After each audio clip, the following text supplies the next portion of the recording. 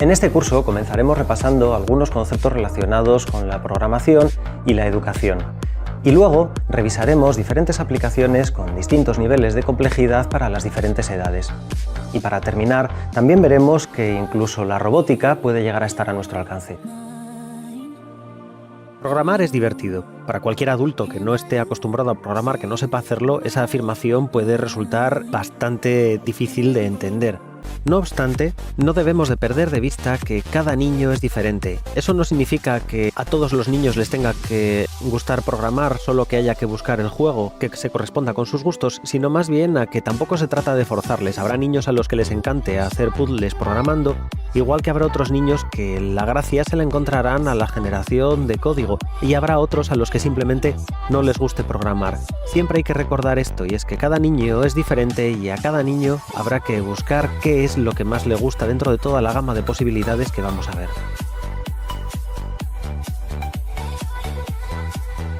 En muchos sentidos, los lenguajes de programación se parecen a los lenguajes humanos. Lenguajes como el español, el francés o el inglés tienen muchos puntos en común con diferentes lenguajes de programación, como el Java, el Python o el JavaScript. Los lenguajes de programación, en principio, tienen ciertas características en común con los lenguajes humanos, como puede ser, por ejemplo, su sintaxis. Y nadie nace sabiendo hablar ningún lenguaje, y de hecho nadie aprende instantáneamente un lenguaje como podría ser el francés. Hace falta un aprendizaje que consiste en conocer todas sus reglas, todas sus normas y todas las opciones que tiene. Un poco eso también es lo que ocurre dentro de los lenguajes de programación. Por ejemplo, dentro de cualquier lenguaje de programación, como este caso que estoy poniendo con Java, nos encontramos con una serie de reglas que sirven para definir qué es lo que se está escribiendo en un momento determinado.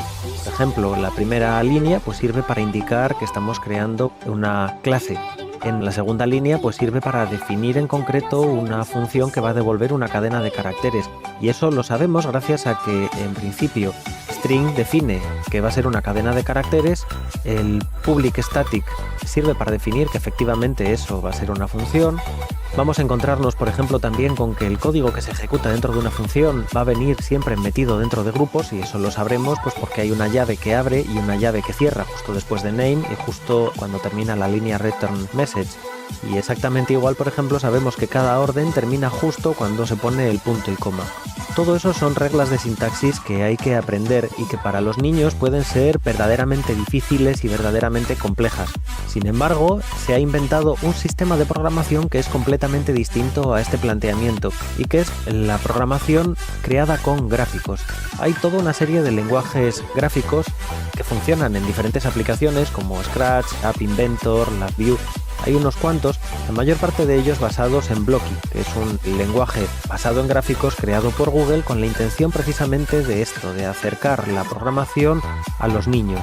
En realidad, se puede entender muy fácilmente en qué consiste este lenguaje de programación basado en gráficos, porque se usa en muchos más sitios que estrictamente dentro de la programación. Por ejemplo, es muy habitual utilizar flujos de trabajo para, por ejemplo, científicos, pero no solo para ello, para todo tipo de tareas habituales en el trabajo. Estos flujos de trabajo en realidad consisten en una serie de cajas que gráficamente nos están indicando qué va a ocurrir. En este caso, por ejemplo, tengo el flujo de trabajo de cómo habría que arreglar una bombilla. Entonces, tenemos una serie de bloques rectangulares, el primero de ellos que indica cuál es el problema, flechas que indican por dónde va a ir el trabajo, rombos que me están simbolizando preguntas, entonces está conectada a la lámpara. Tenemos dos respuestas, no y sí, y se ve que para cada una de esas dos respuestas hay una flecha que me lleva a la acción que viene marcada con de nuevo un bloque rectangular. Y así, de esta manera, tenemos un flujo de trabajo claro en el cual primero miramos a ver si está conectada la lámpara. En caso de que no lo esté, la conectamos. Si sí está conectada, pasamos a la segunda pregunta, si se ha quemado la bombilla. En ese caso, si es correcto, cambiamos la bombilla, y en caso contrario repararíamos la lámpara. Todo ello es muy fácil de comprender, y es gracias precisamente a su planteamiento gráfico. Exactamente en esto es en lo que se basa la programación gráfica, basada en elementos gráficos. Los elementos gráficos hacen que se entienda muy bien para qué sirve cada uno de los elementos. Van a estar compuestos de bloques que funcionarán como puzzles y esto va a hacer de este tipo de programación una programación muy simple y muy fácil de aprender, con una curva de aprendizaje realmente facilísima. Viendo una captura de pantalla de un ejemplo de este código nos podemos hacer una idea de hasta qué punto es fácil. Podemos ver que en principio avisa de que al presionar con un tipo de color concreto que me indica que esos son los eventos, los ejecutores de código. Por otro lado me dice mover pasos en azul porque todas las tareas que sirven para el movimiento tienen un color específico. Luego me dice que se cambia la velocidad en naranja porque también hay para trabajar con variables, tiene un color diferente. Incluso tenemos bucles, o sea, conjuntos de código que engloban otra programación y es lo que estamos viendo con este repetir hasta en amarillo, dentro del cual se va a repetir una serie de procesos. Como se puede ver, esto es muy gráfico y muy intuitivo. Y vamos a ver que se puede utilizar, pues por ejemplo, con los dedos. Con la tablet simplemente necesito ir tocando con el dedo para hacer selecciones y modificaciones sobre lo que tiene que ir haciendo este pequeño muñeco, y para hacer cambios pues es tan fácil como tocar con el dedo, arrastrar y volver otra vez a intentar jugar. Este tipo de programación además va a estar adaptada tanto para niños más pequeños, como el ejemplo anterior que hemos visto, hasta cosas que pueden parecer tan complicadas como por ejemplo la creación de aplicaciones para dispositivos móviles, para teléfonos, en el que también vemos, por ejemplo, aquí en App Inventor, cómo tenemos pues eso, bucles que ejecutan una serie de acciones. En este caso será para hacer que una pelota se mueva dependiendo del acelerómetro del teléfono. O incluso también para trabajar con robots, en este caso por ejemplo con Lego Mindstorms, en el que arrastramos el bloque que queremos utilizar, lo colocamos en la pantalla en el momento de la programación en el que queremos que se ejecute y en él hacemos modificaciones sobre las opciones que tiene cada uno de esos bloques. Aunque en este caso no estamos utilizando Blocky, el aspecto es ligeramente diferente, pero se sigue viendo de manera visual muy fácil, como por ejemplo en este caso tengo un bucle que cuando termina vuelve a empezar otra vez desde el principio y se ejecuta todo el código que hay metido dentro. Así que con estas pocas pinceladas que hemos mostrado se ve claramente que la programación gráfica es muy fácil de aprender.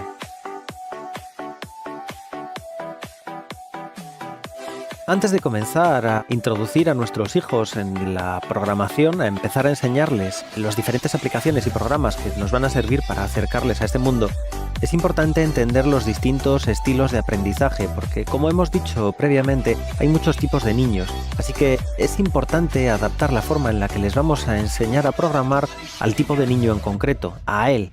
Las personas, en principio, tienen muchas formas diferentes de aprender, aunque de entrada intuitivamente se puede entender que todos aprendemos de la misma manera y es a base de estudiar. Sin embargo, esto no es exactamente así, porque cada persona tiene su propia forma de relacionarse con el mundo que le rodea y, de hecho, cada uno tiene unas capacidades que están más orientadas en un sentido o en otro.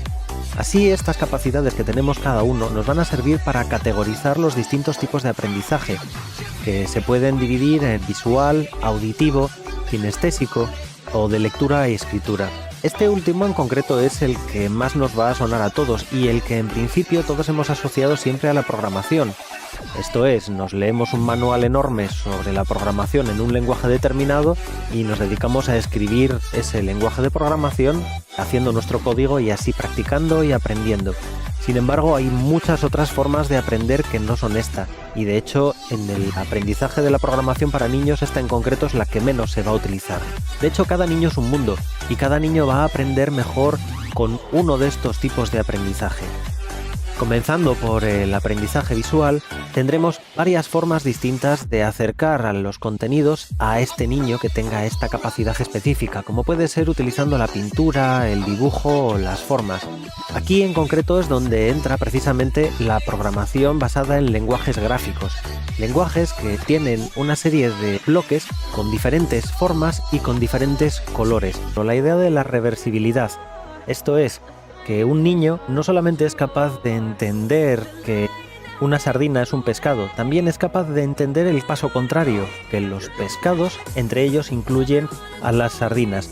Y no solo eso, también son capaces de descentralizar y de entender globalmente. Esto es, Un niño un poco más pequeño tiene que ocuparse de cada tarea de manera independiente, solo es capaz de entender lo que está haciendo en un momento determinado, mientras que un niño entre 7 y 8 años en adelante lo que va es a ser capaz de no solamente comprender la tarea que está realizando, sino que también va a ser capaz de entender el resto de tareas relacionadas, o sea, va a ser capaz de hacer un esquema mental de todas las tareas mientras está realizando solamente una de ellas. Esto es fundamental para la programación, tanto el ser capaz de saber qué orden estás haciendo pero con qué objetivo estás añadiendo esa orden, como también el concepto del trabajo con categorías de objetos. Quiero decir, el crear programación orientada a objetos consiste precisamente en saber que la sardina es el pescado, pero también que tengo que crear un concepto de pescado que englobe tanto las sardinas como, por ejemplo, los salmones. Y ya para terminar, la época formal operacional a partir de los 12 años en la que los niños ya son capaces de realizar razonamiento lógico-deductivo. Son capaces de crear abstracciones que van mucho más allá de simplemente eso, esas pocas órdenes y el concepto total de ellas. Entonces es una época ideal para ya empezar con programación mucho más compleja, también de comunicar lo que es la programación con los objetos reales, como programación con robots, y la creación de retos complejos en los cuales sean ellos ya los que tienen además que empezar a utilizar esa lógica para llegar a conclusiones y a resultados. De todas formas, estas conceptualizaciones de las edades no cambian inmediatamente. Un niño no deja de estar de un día para otro en una etapa para pasar a la siguiente. Esto es un proceso que va cambiando poco a poco, con lo cual los niños en principio no deberían de cambiar de aplicación simplemente porque cumplan un año más, sino que poco a poco habría que ir viendo cuándo está superada una fase y cuándo les aburre un concepto concreto de programación para entonces irles pasando al siguiente.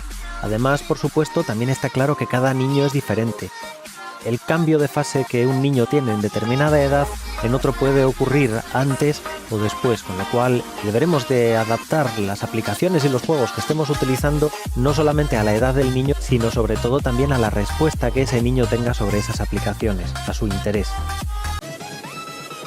The Fuse es otro juego también basado en la concatenación de órdenes que hacen que un muñeco tenga que pasar por determinados puzzles, solo que tiene más opciones que el Lightbot. En este caso, por ejemplo, podemos crearnos perfiles basándonos en diferentes muñecos y así, gracias a eso, pues podemos conseguir que el niño realmente disfrute sintiéndose eso, aquí lo podemos ver, el personaje que ha elegido. Este juego además ofrece no solamente retos en los que tenemos diferentes fases que hay que ir pasando, en las que se muestra además pequeñas animaciones cuando comenzamos estas fases para hacer más atractivo y más divertido el tiempo que está el niño con la aplicación.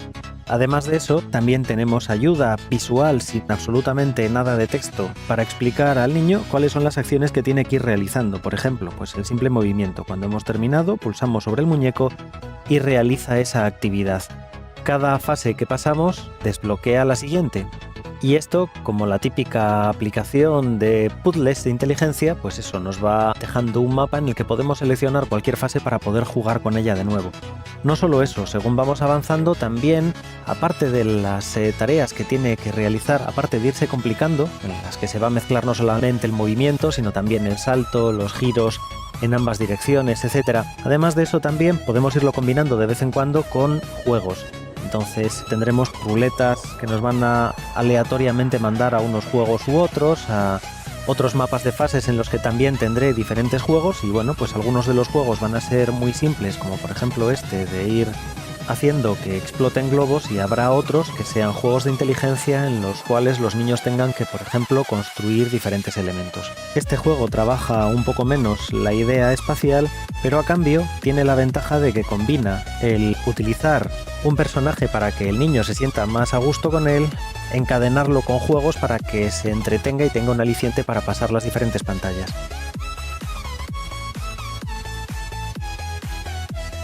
Una aplicación en la que vamos ya un paso más adelante dentro de lo que es la programación es Daisy the Dinosaur. Esta es una aplicación para iPad, es un clásico, que no solamente tiene retos, sino que además permite ya la programación. Vamos a tener un personaje que es Daisy, que va a aparecer dentro de una pantalla en la que va a poder hacer cosas. Nosotros vamos a programar qué cosas son las que van a hacer. Y vamos a tener dos modos distintos. Vamos a tener un modo sencillo, que es el challenge, en el que se nos van a proponer retos, y esos retos nos van a servir para aprender a programar. Aquí tenemos por un lado la unión de que al niño le gusta que sea un dinosaurio, entonces va a poder conseguir hacer jugar al dinosaurio, y por otro lado además el que tenemos comandos muy sencillos y muy fáciles. Se utilizan con el dedo, tocando y arrastrando, y en ellos pues podemos elegir además opciones muy simples como hacia adelante o hacia detrás. Se puede ver que los retos son muy fáciles y permiten al niño entender el proceso de se ejecuta una orden, se ejecuta la siguiente y cada una de ellas es diferente.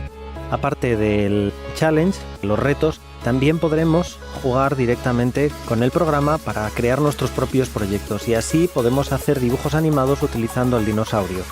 No solo vamos a usar acciones básicas como la previa, sino que también vamos a poder jugar con conceptos un poquito más complicados como por ejemplo las repeticiones.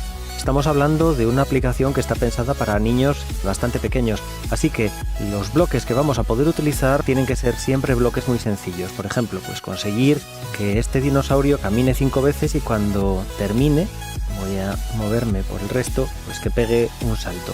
Hacer clic sobre el play, ejecutará esas 5 repeticiones y cuando termine, por cierto que aparece marcado en la orden que se está ejecutando en color rojo, bueno pues cuando termine pega un salto. Las órdenes accesibles van a ser muy simples y muy comprensibles para los niños. Órdenes como el movimiento, el salto que hemos utilizado, pero también dar la vuelta, crecer o por ejemplo hacer que gire. Voy a ponerlo un poquito antes. Como es una aplicación pensada para niños más o menos pequeños, no vamos a tener que escribir, no vamos a tener que añadir números, simplemente se van a limitar a utilizar los pequeños bloques simples de los que estoy hablando.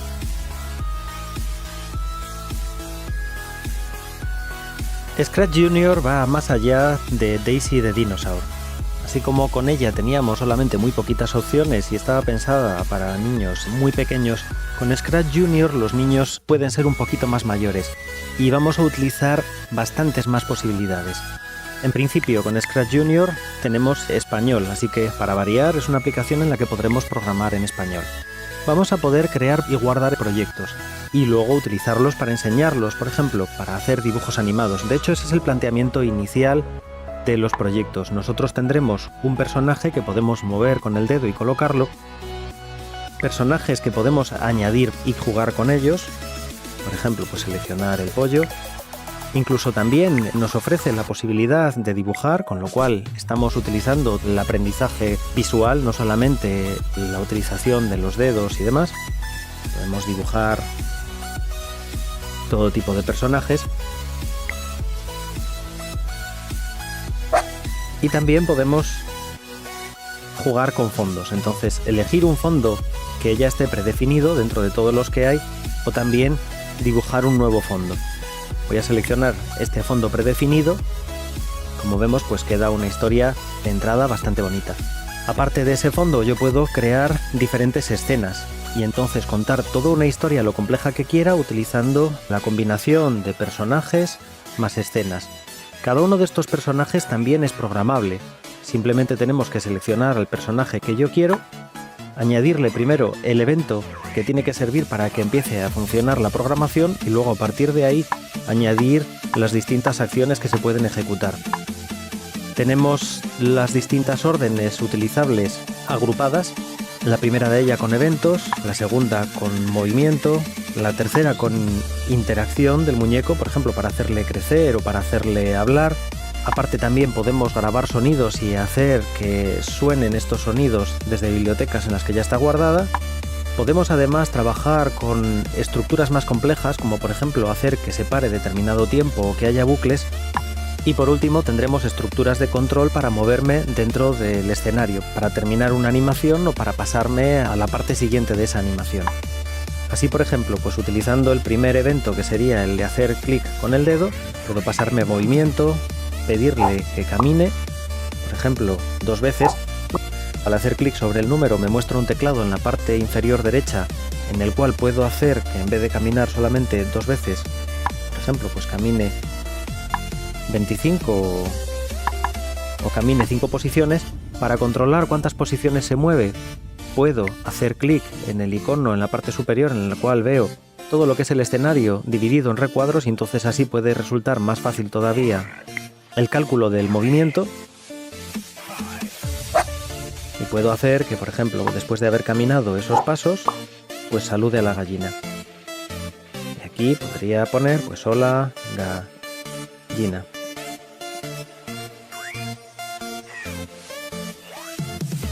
Para empezar desde el principio, pulsaría sobre la bandera verde de la parte superior derecha. Y además también puedo añadir diferentes bloques de programación. Con Scratch estamos accediendo ya a un nuevo nivel dentro de la creación de juegos. Aquí en realidad estamos hablando de una aplicación que va a trabajar con archivos dentro del ordenador y que vamos a tener un lenguaje de bloques basado en un estándar que es el Blockly de Google y que se utiliza en otros lenguajes de programación, que ofrece además como otros elementos. Es una forma de iniciarse muy buena a la programación ya con un nivel un poco más alto.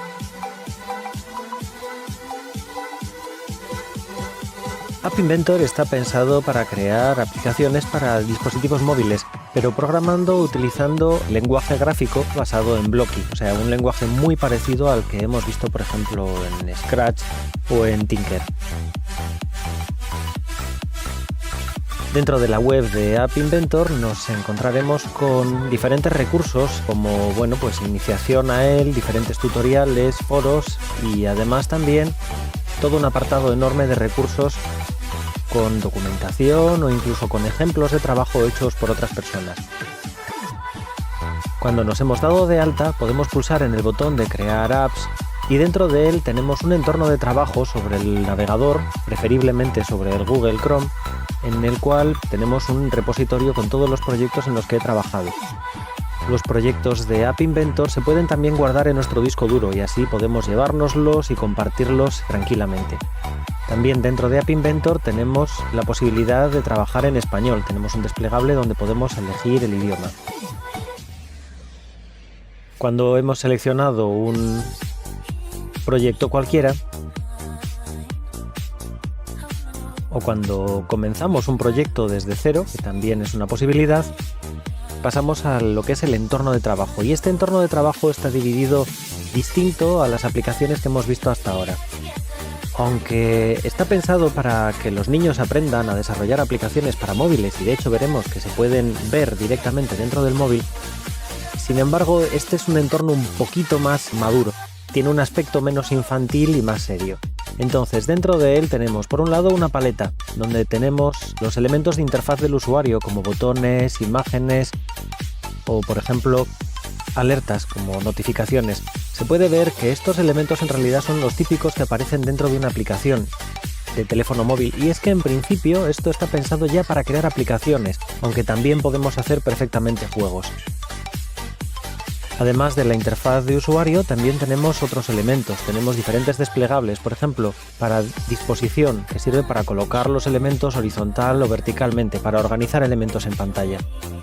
Tenemos la posibilidad de trabajar con medios y esto nos da la opción de poner vídeos, pero también de grabar vídeos, de sacar fotografías con la cámara del teléfono móvil, de grabar sonido y sacar sonido, de utilizar text-to-speech, o sea, de poder escribir texto y que ese texto se hable, se pueda escuchar.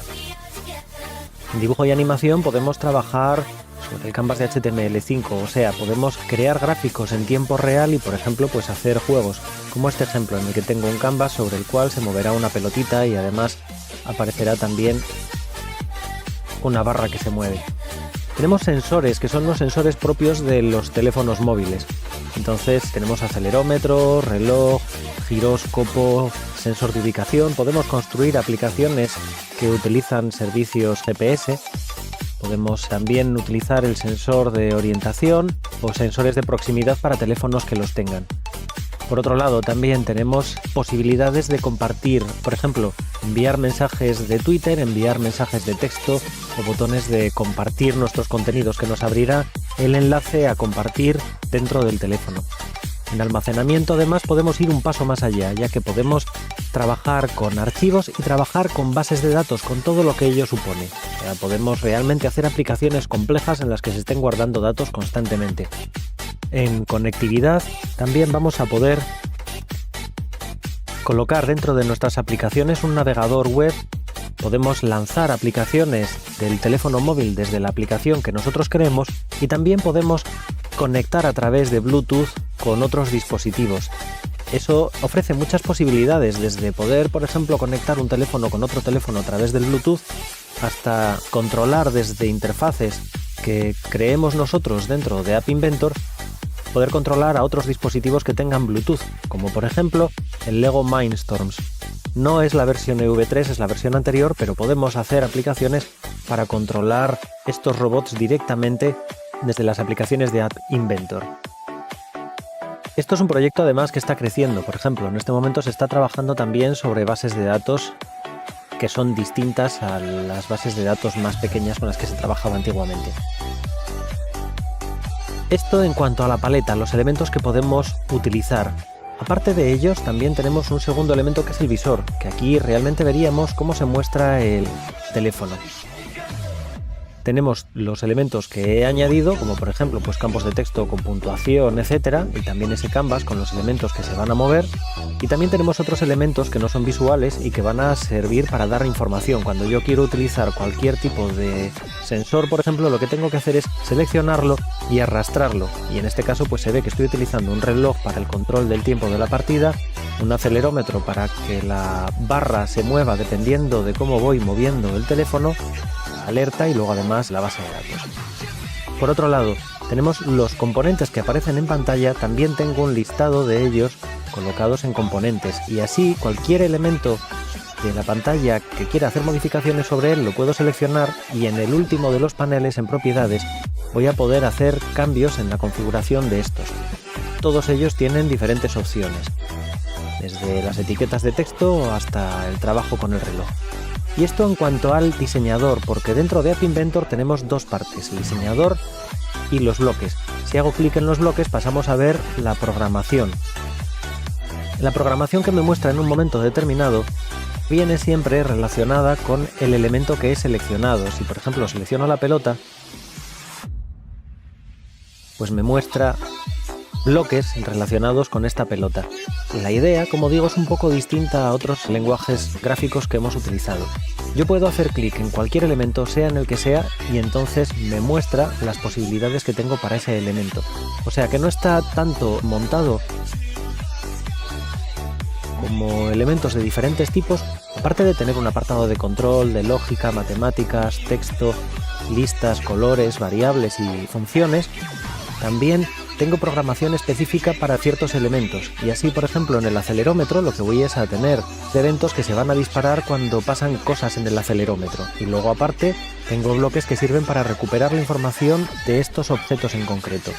La organización de estos elementos es diferente, pero sin embargo el planteamiento es el mismo, o sea que si yo quiero recibir un cambio en el acelerómetro, lo que hago es pinchar en el elemento concreto, arrastrarlo, modificar los elementos que quiero modificar y luego meter dentro de él el código que necesito. Si necesito, por ejemplo, hacer que se mueva esa pelota, pues lo que hago es seleccionar la pelota, irme hasta donde están los bloques que hacen que esa pelota se pueda mover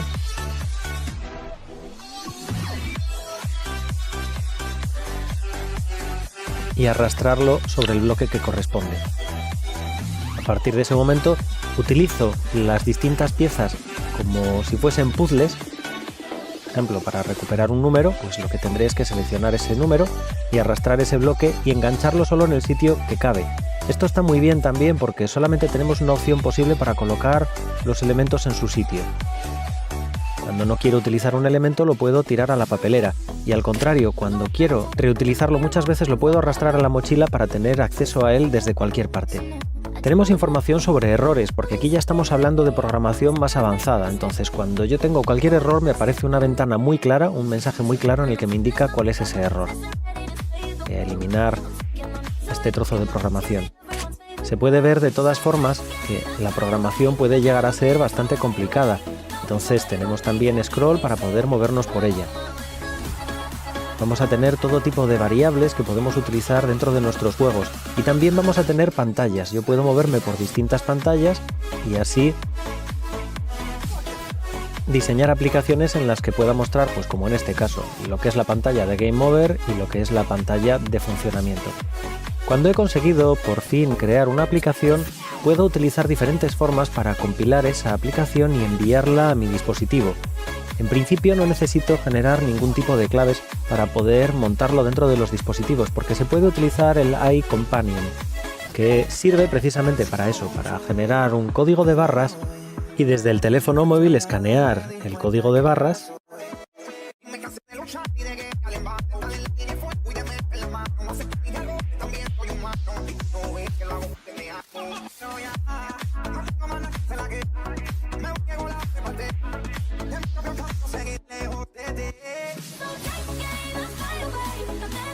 y con el escaneado pondrá en marcha la aplicación.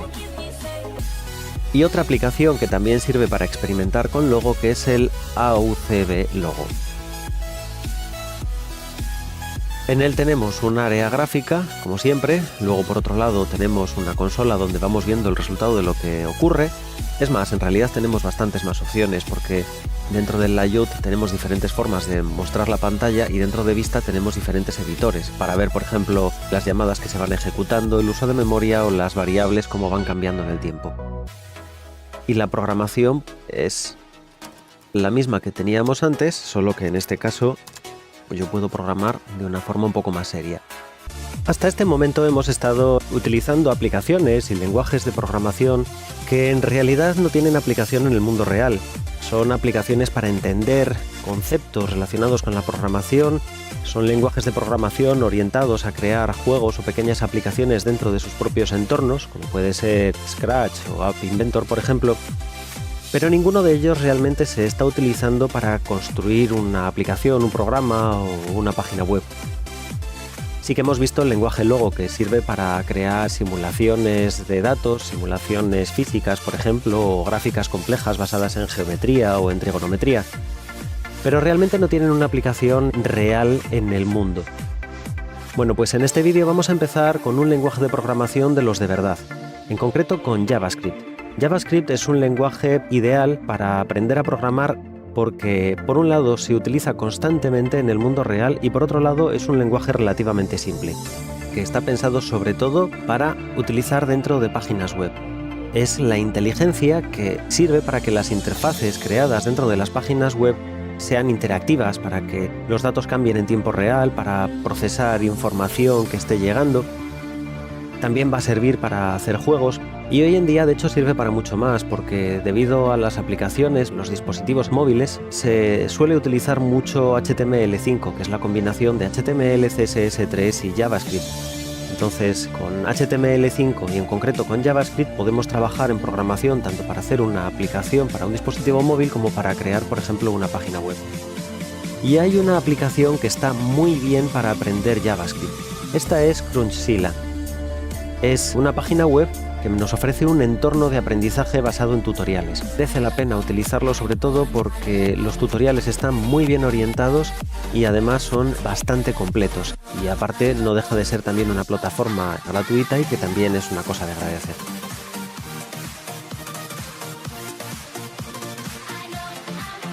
JavaScript se utilizaba sobre todo para trabajar en páginas web y también para trabajar en HTML5 dentro de aplicaciones para dispositivos móviles. Un lenguaje, en cambio, que se utiliza más para trabajar en aplicaciones y para trabajar a un nivel más bajo dentro de los teléfonos Android es el Java. Este es un lenguaje orientado a objetos que se viene utilizando desde hace muchísimos años y que sirve sobre todo para crear programas complejos, que puede servir tanto para hacer la declaración de la renta todos los años, por ejemplo, o para crear bloques dentro de páginas web en las que se pueden hacer cosas concretas. Y de hecho, como decía, para el sistema operativo Android es el lenguaje de programación que se utiliza para programar las aplicaciones en él. Es un lenguaje complejo y es un lenguaje arduo de aprender, pero también es cierto que tenemos herramientas que nos van a ayudar mucho su comprensión y que nos facilitarán la creación de código en Java sin necesidad de complicarnos la vida. Otro recurso divertido para aprender a programar es CodeCombat. CodeCombat es una plataforma en la cual tenemos diferentes retos que vamos a tener que superar programando y estos retos van a consistir realmente en jugar. tendremos un juego de rol en el que tenemos un personaje que va a mejorar sus habilidades según nosotros vayamos aprendiendo a programar y que va a tener que superar diferentes escenarios en los que hay obstáculos, tiene que conseguir joyas y tiene que evitar o luchar contra enemigos. Todas estas cosas que va a tener que hacer nuestro personaje lo va a hacer a través de la programación. O sea, nosotros lo que haremos será programar qué es lo que queremos que haga el personaje, pulsaremos en correr y a partir de ese momento él va a seguir solo. Vemos el Lego Mindstorm CV3 Home Edition.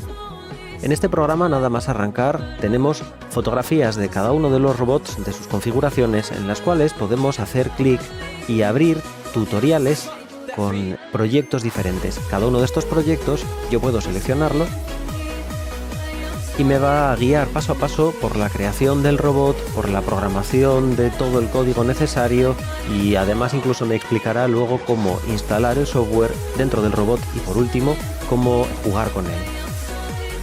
De todas formas, también podemos crear nuestros propios proyectos, que de hecho esa es la idea más interesante. Y por ejemplo, tengo un caso muy simple de programación del robot, en el que tengo el bloque que indica que se va a poner en marcha, que haciendo clic sobre él, si tengo el robot conectado ya lo pondrá en marcha directamente. Un segundo bloque que lo único que va a hacer va a ser poner en marcha ese motor para hacer que giren las orugas de las patas. Y en tercer lugar, un bloque que hace que se pare. Cada uno de ellos tiene su color y tiene una forma que nos deja bastante claro cómo se puede integrar dentro del resto de los bloques, qué significado tiene. Voy a moverme a un segundo programa que he creado específicamente para este vídeo. Como vemos, se puede ir complicando cada vez más. Podemos hacer zoom para verlo más claro. En la parte inferior tengo varios colores que me indican diferentes tipos de bloques y así también dentro de todo lo que es el conjunto me sirve para entender mejor qué está ocurriendo. El primero de los colores es para las acciones, o sea, para ejecutar que se mueva un servo, que se mueva un motor o que suene un sonido, por ejemplo. En el segundo caso son las estructuras de control, por ejemplo este play, pero también tenemos bucles o por ejemplo sentencias condicionales. En el tercero tenemos los diferentes sensores y también pues controles, por ejemplo, de tiempo. En el cuarto de los bloques podremos trabajar con datos para hacer, por ejemplo, operaciones matemáticas. En el quinto tenemos ya elementos un poco más avanzados para hacer otro tipo de tareas. Y en el sexto podemos añadir nuestros propios bloques personalizados. Dentro de todo este conjunto de bloques, la idea básica va a ser, yo tengo un bucle que es infinito, que de entrada va a preguntar a ver si el sensor de infrarrojos detecta que hay la proximidad de algo. En caso de que no detecte ninguna proximidad, lo que hará será ejecutar el motor del tanque, o sea, va a hacer que giren las orugas hacia adelante. En caso contrario, no quiero que ejecute nada, pero eso sí, todo ello está metido dentro de un bucle que va a dejar de ejecutarse cuando de nuevo el detector de infrarrojos vea que está delante de un posible obstáculo. Entonces, se va a romper ese bloque cuando tenga un obstáculo delante y en ese caso va a lanzar un sonido y por otro lado va a pedirle a las orugas que gire. O sea, bucle infinito, mientras no haya obstáculo se va a repetir constantemente que está en marcha. Cuando se rompa ese bucle porque hay un obstáculo, lanza un sonido, hace que gire.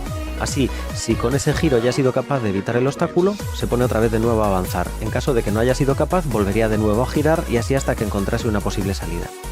Una de las cosas maravillosas que tiene la programación de este robot es que esta es una sola de las muchísimas posibles configuraciones que servirían para evitar obstáculos. Esto realmente es igual que como ocurre en el mundo de la ingeniería, en la cual hay muchos algoritmos que tienen más utilidad en unos casos o en otros. Por ejemplo, en este está bastante bien configurado para que los obstáculos los pueda detectar a la suficiente distancia como para que pueda girar y en principio no choque con ellos. Pero es un poco lento. Podríamos buscar otras soluciones que lo hiciesen más rápido, por ejemplo, aunque fuesen un poco menos seguras. Cuando ya tengo mi programa listo y preparado, tengo en la parte inferior derecha una zona en la que me indica la conexión con el robot. Si está gris claro no estaría conectado, en este caso sí que lo está. Entonces con el botón derecho puedo pulsar en Download y eso me descarga dentro del robot el software. También podría ejecutarlo directamente desde el ordenador teniéndolo conectado con el cable, pero claro, esto hace que la libertad de movimientos de este robot sea un poco menor. En Arduino tenemos unos cuantos productos distintos, unas cuantas placas específicas para diferentes tipos de actividades. Dentro de su web también vamos a tener información sobre su programación, sobre las posibles órdenes que se pueden usar. También podemos, dentro del apartado de descargas, descargar el software con el que podremos programar nuestras placas de Arduino. Otros programas que podemos utilizar es, por ejemplo, FreeSync para dibujar nuestros esquemas electrónicos, o también Autodesk 123D, que con este además podemos simular los circuitos, aunque de momento todavía no está perfectamente desarrollado. Y una vez abierto el software de Arduino, pues tenemos, por un lado, programación básicamente en C, y que tiene que ser bastante simple, porque no tienen mucha memoria. Por otro lado, al comenzar el programa generaremos las primeras variables a las que les daremos valor y tenemos un apartado de Setup que es para la configuración de la placa, o sea, para configurar básicamente qué puertos son los que voy a utilizar y si van a ser de salida o de entrada. Y luego vamos a tener un loop, un bucle.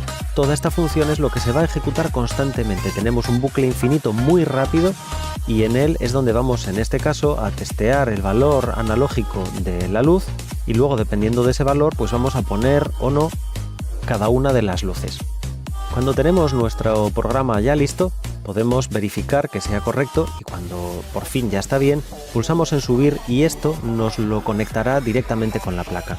Esto realmente es un pequeño ordenador que lleva su propio sistema operativo Linux basado en una instalación especial de Debian en el que podemos instalar programas creados en C, en Java o en Python